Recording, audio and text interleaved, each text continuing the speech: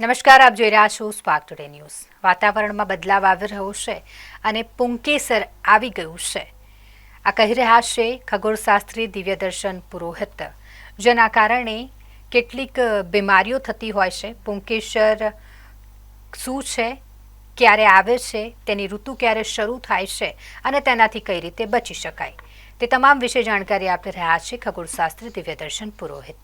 नमस्कार मित्रों, मैं देवदर्शन पुरोहित गुरुदेव वेदशाला से बोल रहा हूँ। अभी और थोड़ा ज्यादा ध्यान रखने के हमारे स्वास्थ्य के लिए एक ऋतु आ गई है, उसको पोलन सीजन कहते हैं। ये एलर्जी की सीजन होती है। पोलन क्या होते हैं वो पहले समझ ले। जो मेल ट्रीज होते हैं, मतलब कि जो पुष्प पादप होते हैं, जिसमें पुष्प यानी फ्लावर्स पैदा होते हैं, उसमें से एक छोटा सा सूक्ष्म कण निकलता है।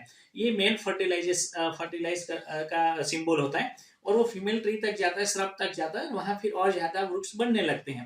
तो जो पुष्प पादप होते हैं, ट्रीज या श्रब, कुछ भी पौधे या बड़े पेड़, उसमें से ये निकलता है। इसको हम हिंदी में पुंकेसर कहते हैं, गुजराती में परागरज या परागकण भी कहते हैं। वो अपने साथ में एलर्जी लेकर के चलता है और वायरस और बैक्टीरिया फॉर्मेशन भी उसके साथ में लगे रहते हैं, वो भी चलता है। तो उसके चलते जहां पर जिसको अगर लग जाता है तो इम्यूनिटी पावर जिससे कम होती है, उसको नाक बहना, नाक में खराश आ जाना, गले में खराश आ जाना, स्वाद के बिंदु का समाप्त हो जाना, स्वाद को परख नहीं पाना, स्मेल को परख नहीं पाना, हेडेक होना, साइनस जकड़ जाना, इस प्रकार की एलर्जी ज्यादा हो जाती है मित्रों।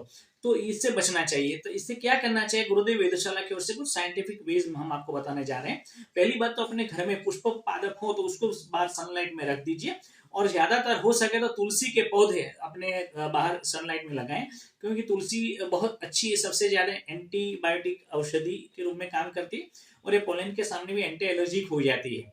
उस दूसरा क्या करें, जहां पर पुष्प पादप है, ऐसे पेड़ हैं, ऐसे ग्रास है, अभी ग्रास रूट्स में से पोलन निकलना शुरू हो गए, फिर धीरे धीरे वृक्ष में से निकलना शुरू हो जाएंगे। तो ऐसी जगहों से पे जाना टाल दें। और जहां पर आपके स्मार्टफोन में अगर दिखाता है कि पोलन काउंट अभी बढ़ गए हैं, तो वहां पर आप जाना छोड़ दें।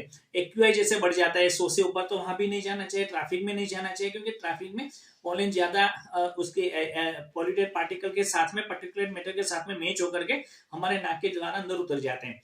तीसरा क्या करें कि जब भी बाहर जाना हो, कि बाहर तो जाना ही पड़ता है, तो एक क्या, कम से कम एक और ज्यादा से ज्यादा 2 मास्क लगा करके निकले ही निकले। मास्क वो लगाना है, क्योंकि नाक के द्वारा और मुंह के द्वारा वो अंदर जाते हैं, तो मास्क लगा लें ये पोलन से बचने के लिए। आने के बाद में, घर पे आने के बाद में हाथ मुंह धो ले, हो सके तो कपड़े बदल ले, स्नान भी कर सकते हैं अगर आपका शरीर बॉडी परमिट करता है तो चौथा क्या करें कि हमारे खान पान में थोड़ा, रहन सहन में थोड़ा चेंज करें, और गर्म, आयुर्वेदिक जो बताता है उसी हिसाब से गर्म खाना चाहिए। और आयुर्वेदाचार्य को पूछ करके इस प्रकार का खाना चाहिए जो सीजनल एलर्जी से हमारा बचाव करता है। ज्यादा से ज्यादा गर्म पानी पीना चाहिए, या गर्म पानी ठंडा करके पीना चाहिए। सूंठ वगैरह का, सौंठ होता है, पाउडर होता है, जिंजर पाउडर, उसका उपयोग करना चाहिए। हल्दी का उपयोग करना चाहिए, हल्दी वाला दूध पीना चाहिए, जो भी हो सके ऐसा। इम्यूनिटी पावर बढ़ाना चाहिए, रोजाना थोड़ी कसरत वगैरह करनी चाहिए।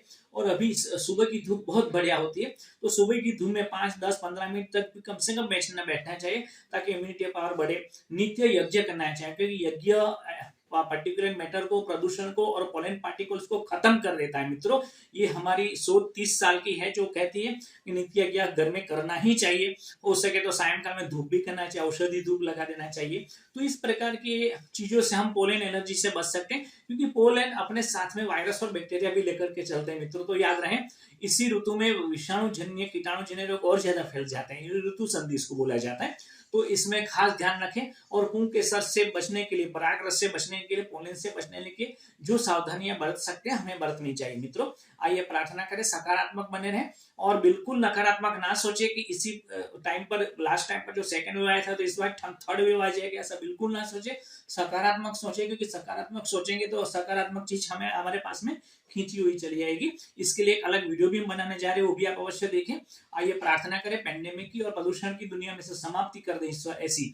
ओम सर्वे भवन्तु सुखिनः, सर्वे सन्तु निरामया, everyone be happy and everyone be healthy.